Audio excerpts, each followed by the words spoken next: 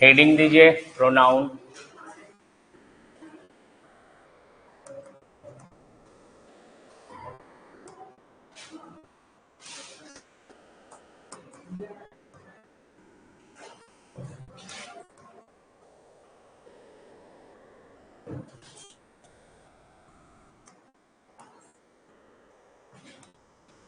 Pronoun is a word which is used in place of noun।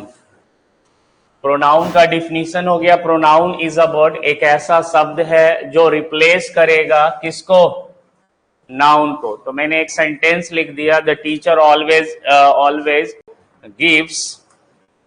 gives the book to the student and his students read the book interestingly and also respect the teacher। तो क्या ये लिखा हुआ सही है या गलत है, ये देखिए जरा। तो डिफिनीशन को यहाँ पे क्या क्या गलत कर रहा है कि कहा गया है कि एक बार आएगा नाउन और बार बार आएगा क्या? प्रोनाउन। तो एक सेंटेंस में कहेंगे टीचर क्या पहला बार है या इससे पहले भी कभी आया है? तो ये बिल्कुल सही होगा। यहाँ पे बुक नाउन है, पहला बार आया है, ये भी बिल्कुल सही होगा। स्टूडेंट पहला बार आया है तो ये भी बिल्कुल सही होगा, ठीक ना। तो हमने एक सेंटेंस तो लिख दिया, the teacher always gives the book to the student. अब यहां पर से ये देखते हैं कि ये स्टूडेंट आ रहा है लेकिन इससे पहले भी आ चुका है, तो ये लिखना क्या हो जाएंगे? क्योंकि अब आपको याद यही रखना है कि एक बार नाउन आते हैं और बार बार प्रोनाउन आते हैं। फिर देखते हैं ये भी नाउन आया है तो पूछो इससे पहले भी आया है बुक, तो कहोगे यहाँ पर एक बार और आ चुका है, तो फिर ये भी क्या हो जाएंगे? अब यहाँ पे फिर देखते हैं टीचर, तो पूछिए इससे ये भी पहले आया है, तो कहिएगा आ चुका है, तो ये भी गलत, ये भी गलत और आपका ये भी गलत। एक बार आएगा नाउन और बार बार आएगा प्रोनाउन। अब हम लोग यहाँ पे क्या करें कि सेंटेंस सही हो जाए, तो यहाँ पर इसको रिपीट होने से रोकेंगे, तो यहाँ लिख देंगे दे। दे किसको बता रहा है? सॉरी, स्टूडेंट्स को बता रहा है। यहाँ लिख देंगे, ठीक ना, यहाँ लिख देंगे इट। इट किसको बता रहा है? नॉन लिविंग थिंग्स, बुक को। और यहाँ लिख देंगे किस क्या? हिम। अब यही सवाल क्या हो जाएगा? सही। तो आपको एक बार नाउन आएगा और बार बार प्रोनाउन आएगा। इसी को कहा गया है कि pronoun is a word which is used in place of noun. तो देख लीजिएगा, कभी एक बार नाउन हम बोल दिए, जैसे you have narrated me a good stories and they are very interesting, या the stories are very interesting, क्या कहिएगा? यू हैव नरेटेड, ठीक ना, यू हैव नरेटेड स्टोरीज, ठीक ना, and the stories are very interesting. तो स्टोरी एक बार और पहले भी आ चुका है, तो गलत हो जाएंगे, क्या कहिएगा? They are very interesting. अगर मैंने कहा he has bought a house and the house seems to be the very beautiful, सही है, तो क्या बोलिएगा? It seems to be very beautiful, ठीक ना। अगर मैंने कहा we have invited some person and some person must come to the attend the party, क्या हो जाएंगे? दे हो जाएगा, दे मस्ट, इस तरीके से यूज कीजिएगा। तो ये ध्यान रखना है कि एक बार नाउन और बार बार आपको लिखना है प्रोनाउन। तो यहाँ पर दे किसको बताइएगा, तो कहिएगा स्टूडेंट प्लुरल था, ये इसके लिए आया, इट बुक के लिए आया, और हिम किसके लिए आया? आपका टीचर्स के लिए आया। सेंटेंस अब लिखा हुआ सही था, पहले अगर लिख दिया गया था तो सबका दोबारा रिपीट हो गया। तो यही याद रखना है, शॉर्ट में ऐसे समझ सकते हैं, नाउन के रिपीटेशन को रोकने के लिए, नाउन की पुनरावृत्ति को रोकने के लिए किसका प्रयोग करना है? प्रोनाउन का। अब आपको टाइप्स ऑफ प्रोनाउन में सबसे पहला लिखते हैं पर्सनल प्रोनाउन।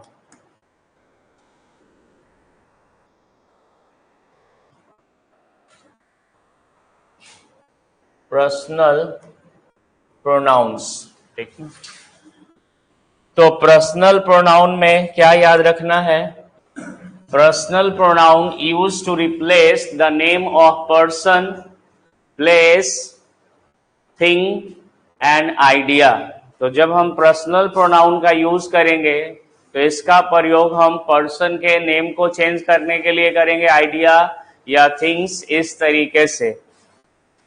अगर मैंने कहा I have gone to Delhi several time and Delhi is very interesting place, क्या हो जाएगा सही? I have gone to Delhi several times, many times, and Delhi is very interesting place. होगा उसके लिए it is very interesting place. Place भी आ गया।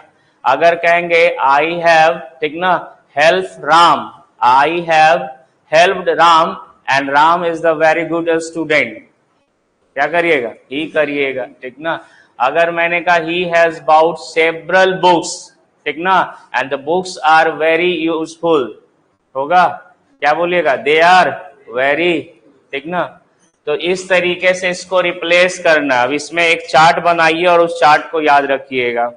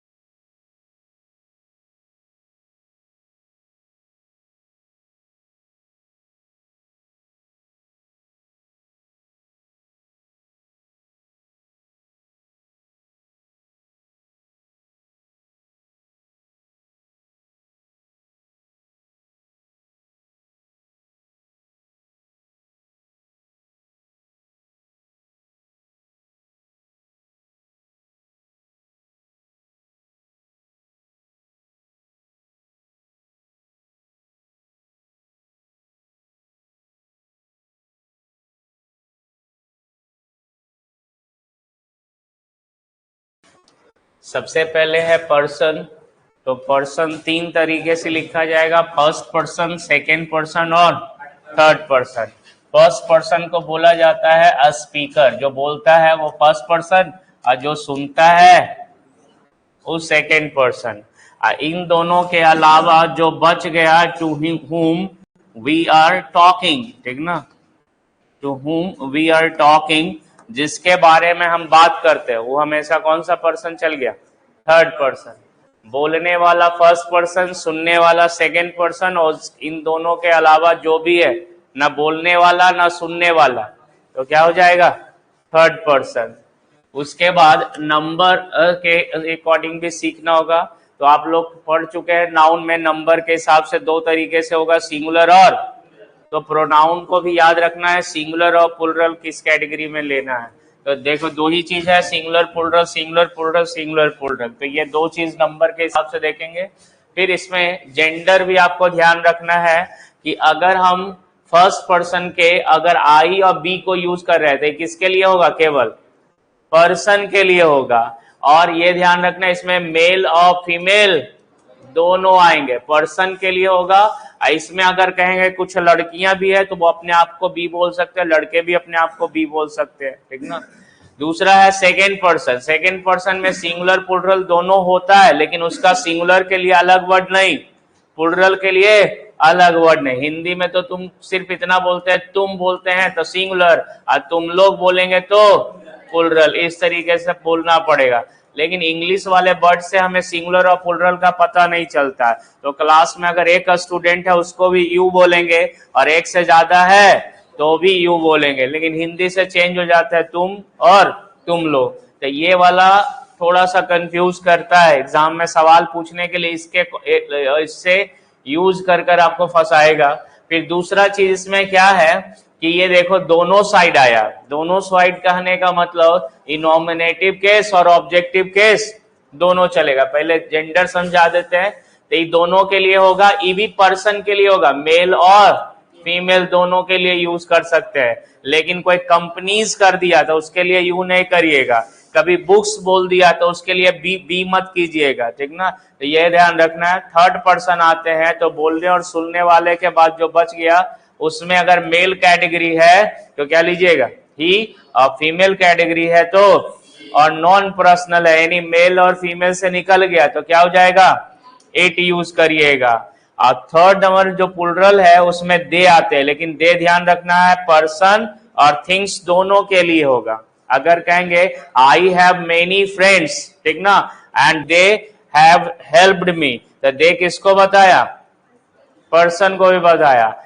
अगर कहेंगे सी हैज या he has established many companies and they are growing, तो they किसको बताया, कंपनीज को। तो बहुत बार कभी कंफ्यूज होता है स्टूडेंट की, कंपनी है तो लगाना स्टार्ट कर देते हैं इट। इट होगा लेकिन कब, जब कंपनी रहेगा, और जब कंपनीज रहेगा तो क्या करिएगा, बुक हो, इट होगा लेकिन कब, जब बुक रहेगा, लेकिन बुक्स रहेगा तो क्या करिएगा, दे। तो दे जो है ना वो थिंग्स के साथ भी रोक सकता है और पर्सन के साथ भी हो सकता है। ये ध्यान रखना है कि आप ये दे का प्रयोग हम बोथ, यहाँ पर मेल फीमेल नहीं बताया, यहाँ पे पर्सन और थिंग। अगर कोई प्लुरल पर्सन है तो उसको रोकने के लिए दे, और कोई प्लुरल थिंग्स है तो उसको रोकने के लिए भी दे करेंगे, लेकिन बी केवल किसको, पर्सन के लिए करेंगे। अब आइए, इसमें आई हो गया फर्स्ट पर्सन, बी हो गया प्लुरल सिंगुलर प्लुरल, ये दोनों केस में चलेगा। ही हो जाएगा सिंगुलर, सी हो जाएगा सिंगुलर, इट हो जाएगा सिंगुलर, इन सब का प्लुरल क्या हो जाएगा। अगर ही सी अगर मिलकर कोई आ जाए तो फिर उसको रोकने के लिए करिएगा दे। अब यहाँ पर एक केस है नॉमिनेटिव केस, इसी को हम लोग सब्जेक्टिव केस भी कहते हैं, ठीक ना। और ये आपका ऑब्जेक्टिव केस है, और ऑब्जेक्टिव केस में ई वाला रो आपका दिख रहा है, मी है, अस है, योर है, तो योर तो इधर भी हो सकता है, हिम है, हर है, इट है, देम है। तीसरा है आपका पॉसेसिव एडजेक्टिव, जब आपको किसी पर मालिकाना हक दिखाना है, ठीक ना, जब आपको क्या दिखाना हो, ऑनरशिप दिखाना हो, तो ऑनरशिप दिखाने के लिए हम इसका प्रयोग करेंगे। और ये हो गया पोसेसिव प्रोनाउन। इसमें आप थोड़ा सा याद करना पड़ेगा क्या, कि देखो माई का क्या बन गया, माइन, ठीक ना, हिज का क्या रह गया, हिज। अब बाकी सब में क्या लगा हुआ है, एस लगा हुआ है, एस लगा हुआ है। तो दो को याद कर लीजिएगा, माई का माइन होगा, योर का सॉरी आपका हिज का हिज। और इसमें एस क्यों नहीं लगा वो भी बताते हैं, इसमें हिसिंग साउंड आ जाएगा, तो डबल एस नहीं आएगा। हर में नहीं एस था इस कारण इसमें लग गया, इसमें एस नहीं था तो लग गया, इसमें एस नहीं था तो लग गया। इसमें आप नहीं लगा पाओगे क्योंकि हिसिंग साउंड। तो सवाल सबसे ज्यादा यही पूछेगा क्योंकि दोनों तरफ बैठ रहा है, ये दोनों तरफ बैठ रहा है, तो आगे इसी सबसे कंफ्यूजन होगा, यहाँ से कंफ्यूजन देगा और यहाँ से कंफ्यूजन देगा। अब कुछ पॉइंट लिखाते हैं वो सुन लीजिएगा। सबसे पहले आपका लिखाया गया था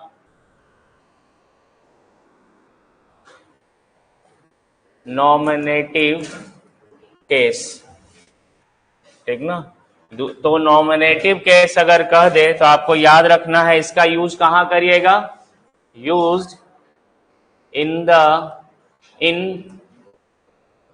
प्लेस ऑफ सब्जेक्ट। तो जो नॉमिनेटिव केस ये लाइन देख रहे हैं ना, इसका प्रयोग हमेशा किसके स्थान पे करिएगा, सब्जेक्ट के स्थान पे करिएगा। तो nominative case used in place of subject, ठीक ना। तो जब भी हम नॉमिनेटिव केस आई ले, बी ले, यू ले, ही ले, सी ले, इट ले, दे ले, उसका प्रयोग सब्जेक्ट के स्थान पर होगा, अर्थात कहां होना चाहिए, in fact we use it before the verb, ठीक ना। तो ऐसे और समझने के लिए लिख सकते हैं, in fact we use it. It किसके लिए आया, नॉमिनेटिव केस के लिए, बिफोर वर्ब, यानी वर्ब के पहले अगर कुछ बैठाना है तो क्या बैठाइएगा, वर्ब के पहले क्या बैठाइएगा, नॉमिनेटिव केस, और दूसरा आपको याद रखना है ऑब्जेक्टिव केस।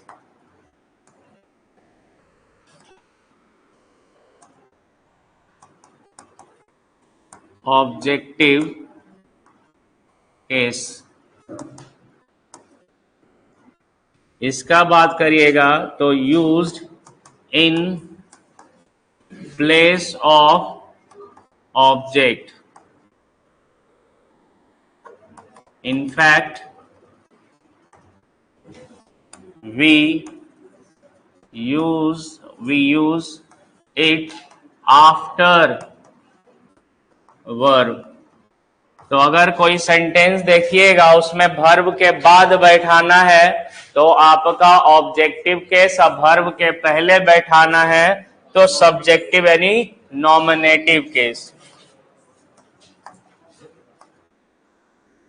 तीसरा है आपका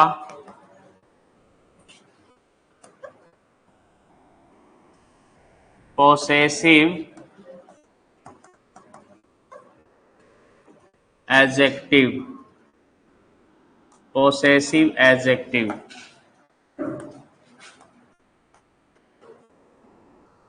ऑलवेज यूज्ड विथ नाउन।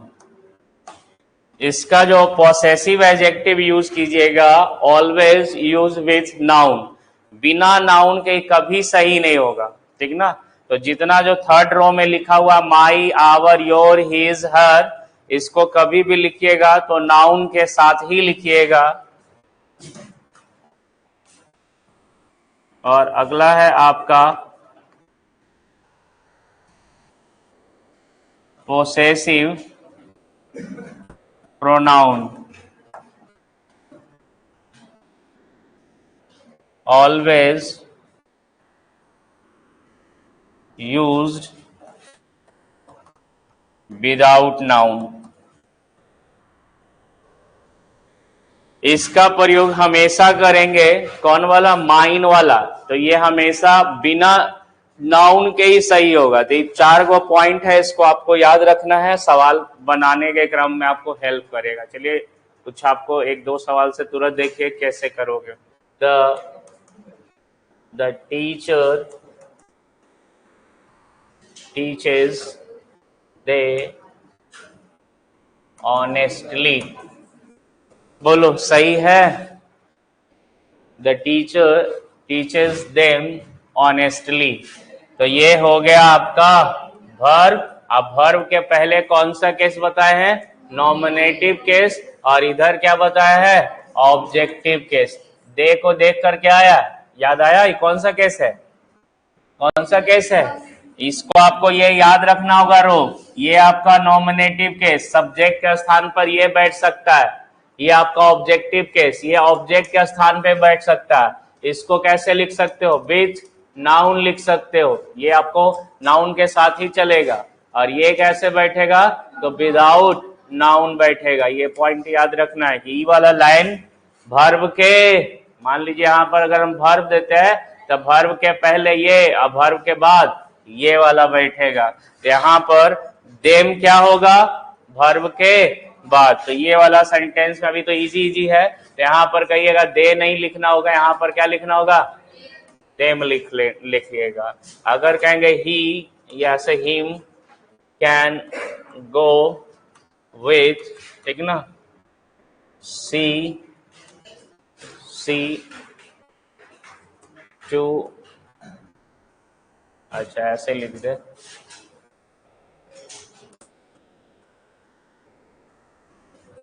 बोलिए सही है।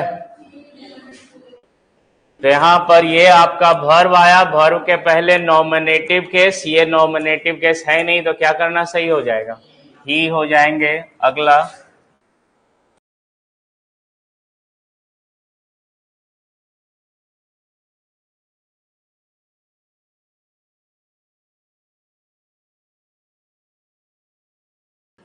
कैसे सही करिएगा, तो ये वर्ब है, वर्ब के पहले चलेगा नॉमिनेटिव केस, देम नहीं होगा, क्या हो जाएंगे, दे। और ये वर्ब है, वर्ब के बाद होता है ऑब्जेक्टिव केस, ई बिल्कुल सही है। अगर आई लिख देता तो गलत हो जाता है। यहाँ पर मी बिल्कुल तो दे टोल्ड मी एवरीथिंग। तो ये कुछ बेसिक चीज है, लगभग आप सबको पता ही है। धीरे धीरे हम लोग सवाल आगे बढ़ते हैं। तो कभी भी वर्ब के बाद चेक करना होगा, जैसे ऐसे कहेंगे आवर्स कंट्री इज ग्रेट। बोलो सही है? Hours country is a great, कहना सही है? तो कहिएगा ई वाला जो है इसको देख के क्या पहचाने, क्या है? एस लगने पर पोसेसिव प्रोनाउन। पोसेसिव प्रोनाउन को क्या बताएं? बिना नाउन का लिखना होगा। तो यहाँ पर कंट्री लिखने का जरूरत नहीं कहिएगा। तब कैसे सही होगा? यहाँ पे दो तरीके से सही कर सकते थे। एक, अगर आवर्स लिखिएगा तो our is a great country कर दीजिए, और नहीं तो फिर दूसरा तरीका क्या बोलिएगा? Our country is great. अब दोनों सही हो, अब दोनों सही हो जाएंगे, क्योंकि ये वाला जो सेंटेंस है इसके साथ क्या होना चाहिए? नाउन। इसके साथ नाउन नहीं होना चाहिए। तो आवर्स के साथ लिख देगा तो फिर बचिएगा अपना। अब देखो, ये तो कुछ बेसिक चीज बता दी। अगला अब देखो, कुछ सवाल इस तरीके से देगा, ही एंड नॉट आई हैव या हैज मेड दिस मिस्टेक। अब थोड़ा सा आपको कंफ्यूज करेगा। तो चलिए, यहाँ पे दो चीज, एक तो वर्ब सिंटेक्स का भी नियम आपसे पूछेगा और इधर भी नियम पूछेगा। तो बताइए क्या क्या कीजिएगा, वो सही है या गलत है? यहाँ पर भी सही या गलत आपको चेक करना है, और यहाँ पर भी बताइए कैसे करिएगा। यहाँ पे सबसे पहले बताओ गलती कौन कर रहा है? इस तरीके से कहा गया ही एंड नॉट आई हैव या हैज मेड मिस्टेक। अब आप लोग को बताया गया कि वर्ब के पहले नॉमिनेटिव केस, लेकिन बात में याद रखना है सब्जेक्ट कौन होता है, जानते हैं? Performer of the verb. ठीक ना? वर्ब को क्या, कौन क्या बोलिएगा?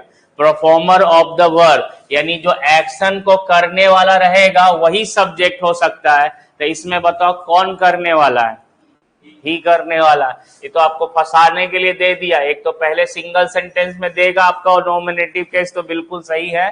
लेकिन अब यहाँ पे दे दिया दो वर्ड लगाकर, तो हम कहेंगे सब्जेक्ट कभी भी होता है ना, तो वॉइस में आपको लिखाए हैं 3-4 पॉइंट कि सब्जेक्ट कौन होता है? परफॉर्मर ऑफ द वर्ब होते हैं, डूअर होता है। तो यहाँ गलती करने वाला आई तो है ही नहीं, उसने कहा ही एंड नॉट आई, उसने, मैं नहीं। तो ये वाक का सब्जेक्ट नहीं है, यहाँ पर ये अपने आप को हटा लिया है। यहाँ पर पहला आंसर यहाँ पे सुधर के आएगा मी, वाक का सब्जेक्ट हुआ नहीं।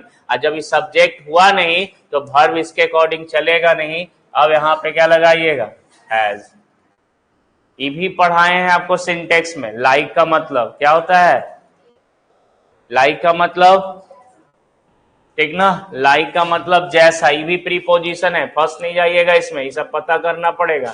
तो प्रीपोजिशन के बाद होता है क्या? Objective case. तो यहाँ पर हो जाएगा मी। अब जब ये मी हो जाएगा तो सब्जेक्टिव केस ई बनेगा। तो इसके हिसाब से क्या करिएगा? इज करिएगा। तो देख लो, अब जरा कुछ पॉइंट लिखा रहे हैं।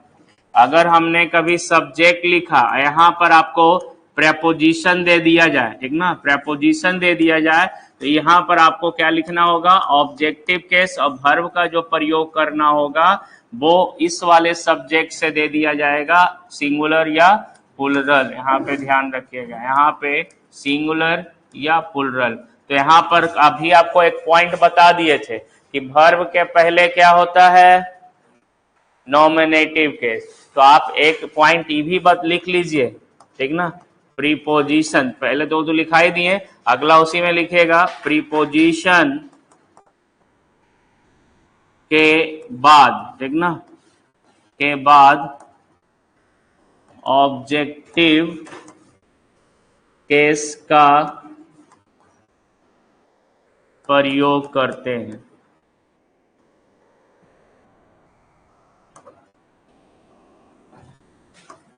We use objective case after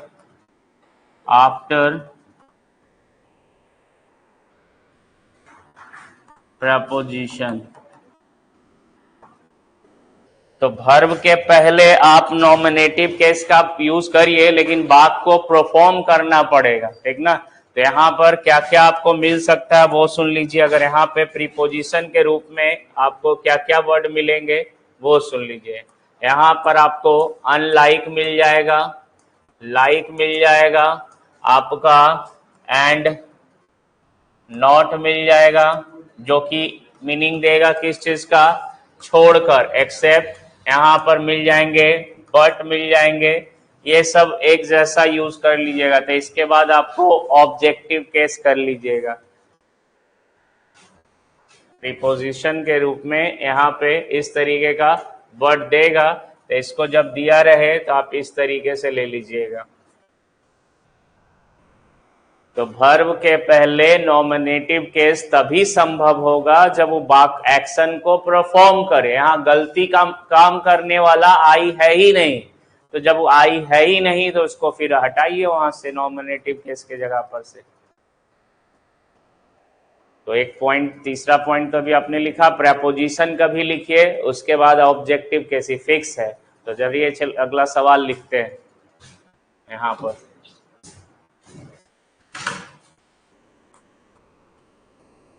According to I, this is not easy question. According to the I क्या हो जाएंगे, मी, ठीक ना। ऐसे एक चीज मैं आपको बता देता हूं, अकॉर्डिंग टू आई कभी बोला नहीं जाता, ये एक बड़ा ही गलत वर्ड है, लिख दिए है। तो चलिए सीख लेते हैं। अकॉर्डिंग टू आई कभी मत बोलिएगा, इन माई पॉइंट ऑफ व्यू बोल सकते हैं, लेकिन अकॉर्डिंग ऑफ ही बोल सकते हैं, अकॉर्डिंग ऑफ डेटा बोल सकते हो, अपना नाम नहीं लेना। अकॉर्डिंग टू को गलत करके अगर इसको कभी बोलना रहे तो in my point of view बोल सकते हो, in my point of, in my point of view this question is not easy. हालांकि आप यहाँ पर मी के जगह पर अगर हम यहाँ पर ही कर देते थे, अब ये सही हो जाता और वहां पे ये ही ना होके क्या होता, हिम हो जाता। तो आई कभी मत बोलिएगा, उसके जगह पे आपको याद रखना है इन माई पॉइंट ऑफ व्यू करिएगा। T and I there is no conflict between C and I, there is no conflict। तो बिटवीन क्या है, बिटवीन है आपका प्रीपोजिशन। अब प्रीपोजिशन के बाद कौन सा केस, ऑब्जेक्टिव केस। एंड हमेशा क्या जोड़ता है, सेम चीज। तो यहां क्या हो जाएगा, यहां भी हो जाएंगे ऑब्जेक्टिव केस। तो ये हो जाएगा आपका क्या, हर, और ये क्या हो जाएगा, मी। तो between her and me there is no conflict. Conflict का मतलब हो गया मतभेद, तो उसके और मेरे बीच में कोई मतभेद नहीं है। They and not I have taken the examination। तो यहां पर दे दिया गया है आपका वर्ब। तो वर्ब के आगे नॉमिनेटिव केस होगा, तो यहां भी नॉमिनेटिव केस है और यहां भी नॉमिनेटिव केस है, लेकिन बीच में कुछ वर्ड लगा के दे दिया।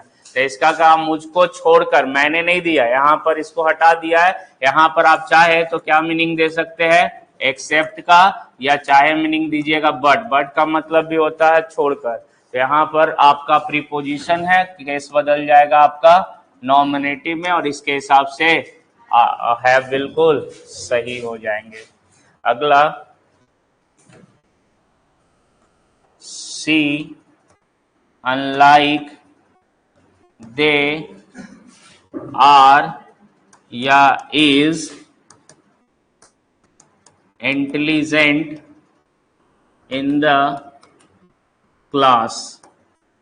फिर आपसे पूछा जाए सही है या गलत, तो कहिएगा कि यहां पर अनलाइक क्या आपको याद रखना है, प्रीपोजिशन है।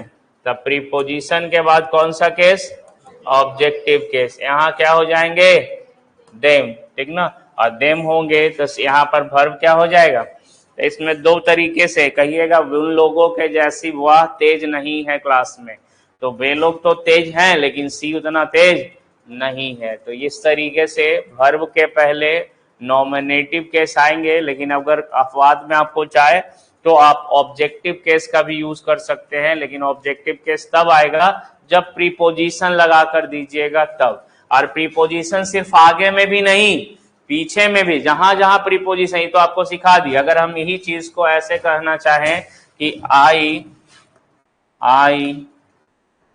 want to talk with they, ठीक ना, directly.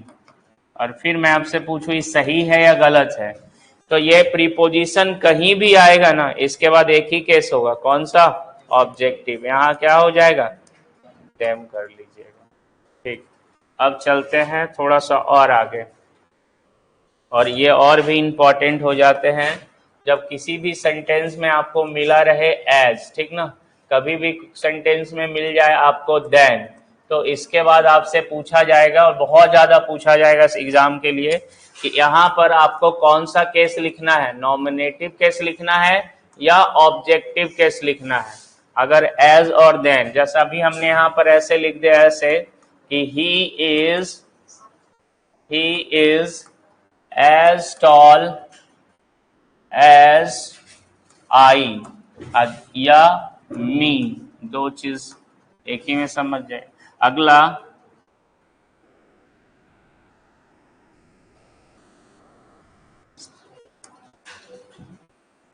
you are more intelligent than he या him। और अगला, I read this book more than he या him। अब फिर आपसे पूछेगा कि सवाल कौन सा, कहाँ पे क्या कीजिएगा। यहाँ पर होगा आई, यहाँ पर होगा ही, और यहाँ पर होगा हिम। मतलब यहाँ पे ये दोनों देखकर क्या पता चला आपको, कौन सा केस ले लिए, यहाँ क्या ले लिया, मतलब नियम कानून बदलते हैं, रटना नहीं है। तो नियम कानून बदलते हैं, इसलिए आपको ध्यान रखना है। और एग्जाम के लिए कि कभी आपका ऑब्जेक्टिव केस भी मिल जाएगा, कभी आपका नॉमिनेटिव केस भी मिल जाएगा। तो आपको कुछ पॉइंट बता रहे हैं, याद रखेगा। अगर आपको एज और देन के बाद केवल नॉमिनेटिव केस लिखिएगा, लेकिन ई वाला अगर सेंटेंस क्या देख लीजिएगा, डिग्री में मिल जाए, ठीक ना, आसान से ही समझ जाता है कि अगर आपका डिग्री में मिला है तो एक, सॉरी यहाँ पे देन कर लीजिए, तब तो एक ही चीज हो जाएगा। ये भी बताते हैं कि खाली नॉमिनेटिव केस ही क्यों हुआ, वो भी बता देते हैं, रटना नहीं है तो कॉन्सेप्ट समझिएगा। और अगर ये टेंस का बात करते हैं, टेंस मतलब समझ जाते हैं ना, एक सब्जेक्ट काम करता है और जिसका असर किसी दूसरे पर पड़ता है। तो टेंस में अगर आप इसको यूज कर रहे हैं, तो अगर हम एज और देन लिख रहे हैं तो इसके साथ आपको पेपर में दोनों मिलेगा, नॉमिनेटिव केस भी मिलेगा और ऑब्जेक्टिव केस भी मिलेगा, दोनों। तो अगर आप डिग्री का सेंटेंस देखना तो फिक्स कर देना कि हमें नॉमिनेटिव केस हो जाएगा। और ऐसा फिक्स क्यों कर दिए, क्योंकि कभी भी कंपैरिजन किया जाता है तो सेम चीजों में किया जाता है। तो ये पॉइंट याद रखना कि जब भी हम कंपेयर करते हैं, तुलना करते हैं ना, तो सेम चीज में कंपैरिजन किया जाता है। मतलब आदमी का तुलना आदमी का, सब्जेक्ट का तुलना सब्जेक्ट से, ऑब्जेक्ट का तुलना ऑब्जेक्ट से। तो डिग्री में कभी ऑब्जेक्ट तो होता नहीं, ठीक ना, ये तुलना किससे होता है, इसमें क्वालिटीज का कंपैरिजन होता है। तो क्वालिटीज का कंपैरिजन होता है, इसमें तुलना क्या होता है, दो व्यक्ति का तुलना होता है। जैसे यहाँ पर तुलना किस क्वालिटीज का किया गया है? टॉल। तो लंबा कौन कौन है? लंबा तो लंबा ही है। और लंबा कौन होगा? तो अगर हम यहाँ पे आई देते हैं तब ना दोनों सेम होगा। इसको मी लिखोगे तो ई हो जाएगा ऑब्जेक्टिव, और हो जाएगा तो गलत हो जाएंगे ऐसे। तो तुलना हमेशा जब भी कंपेयर कीजिए, कंपेयर हमेशा सेम थिंग्स में करना है। कंपेयर क्या करिएगा? हमेशा सेम चीज में करिएगा। कंपेयर हमेशा सेम थिंग्स में हम करते हैं, सेम चीज में कर लीजिएगा, कभी गलत होगा नहीं। तो यहाँ पर टॉल का कंपैरिजन हो रहा है, तो टॉल का कंपैरिजन ही का हो रहा है, तो ही सब्जेक्टिव केस में है, तो इधर भी सब्जेक्टिव कीजिए। यहाँ तुलना किस चीज का हो रहा है? क्या वर्ड से कंपैरिजन हो रहा है? इंटेलिजेंट का। किससे हो रहा है? यू से हो रहा है। यू क्या बना हुआ है? सब्जेक्ट। तुम लिख दोगे हिम, तो बताओ दोनों एक जैसा हुआ? एगो नॉमिनेटिव एगो ऑब्जेक्टिव, इसलिए ये गलत हो जाएगा, ये बिल्कुल सही हो जाएंगे। अब इसमें आइए कि ये वाला सेंटेंस में अगर हम ही लिखते हैं तो ही कौन सा केस हो जाएगा? ठीक, तो नॉमिनेटिव का तुलना किससे होगा? आई से हो जाएगा। और यहाँ हिम है, कौन सा केस है? तो इसका तुलना किससे हो जाएगा? बुक से हो जाएगा। इसमें तो ऑब्जेक्ट है। तब बुक और हिम का अगर कंपैरिजन करना चाहते हैं तो ये हिम कीजिए, और ही और आई का कंपैरिजन करना चाहते हैं तो ही। तो इसमें दोनों चीज आता है। टेंस वाला सेंटेंस इसको छिपा के पढ़ो, कौन सा टेंस बना? प्रेजेंट इंडेफिनिट बना ना। तो यहाँ जब टेंस आएंगे तो ध्यान रखना, अगर हम सब्जेक्ट के साथ कंपैरिजन कर रहे हैं तो ही करिएगा, ऑब्जेक्ट के साथ कंपैरिजन कर रहे हैं तो हिम करेंगे। तो बताओ, बुक नॉन लिविंग थिंग्स और ये लिविंग थिंग्स, इसका कंपैरिजन हो नहीं सकता। यहाँ पर क्या हो जाएगा? ही। अब आगे और भी सिखाते हैं, तो आप इसको याद के पहले कीजिए कि अगर हम कभी एज और देन लिख लें तो इसके बाद अगर हमारा नॉमिनेटिव केस लिखिए या आप ऑब्जेक्टिव केस लिखिए, ठीक ना। तो करना क्या है? अगर नॉमिनेटिव केस है तो इसका तुलना हम किससे करेंगे? सब्जेक्ट से कर लीजिएगा। तो अगर सब्जेक्ट से कंपैरिजन करना है तो नॉमिनेटिव केस, और अगर आप ऑब्जेक्टिव केस लिख रहे हैं तो इसका तुलना किससे करिएगा? ऑब्जेक्ट से कर लीजिएगा, ठीक है। तो ये हो गया आपका पूरा कॉन्सेप्ट। ये आपको डिग्री और टेंस का कोई मतलब ही नहीं रहा कि जब भी हम कोई वर्ड्स में कंपैरिजन करेंगे तो सब्जेक्ट से तुलना करेंगे तो सब्जेक्टिव केस, नॉमिनेटिव केस, और ऑब्जेक्ट से तुलना करेंगे तो ऑब्जेक्टिव केस।